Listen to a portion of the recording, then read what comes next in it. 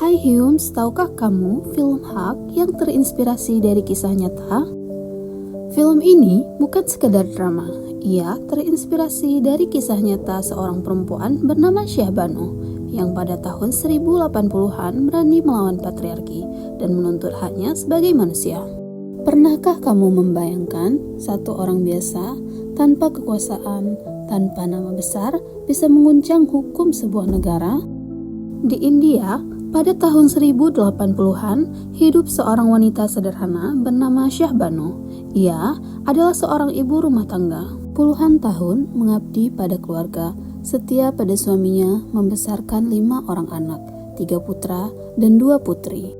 Lebih dari 1 dekade, Syah Bano hidup bersama suaminya, Muhammad Ahmed Khan, seorang pengacara terkenal di Indore. Mereka membangun rumah tangga. Hingga suatu hari, hidup Syah Bano runtuh.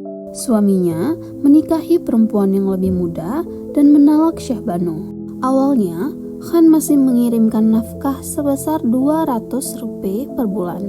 Namun, tak lama kemudian, nafkah itu berhenti. Tanpa penghasilan, tanpa dukungan keluarga, Syah Bano dihadapkan pada pilihan pahit, diam atau berjuang.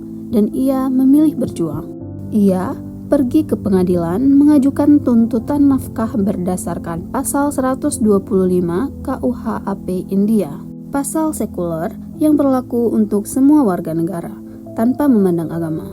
Langkah ini bukan hal kecil. Ia melawan sistem, tradisi, dan tekanan sosial yang luar biasa. Khan menolak tuntutan itu. Ia berdalih bahwa menurut hukum pribadi Islam, kewajibannya berakhir setelah masa iddah, 3 bulan setelah perceraian. Bahkan untuk menegaskan sikapnya, ia menjatuhkan talak 3 kepada Syah Bano.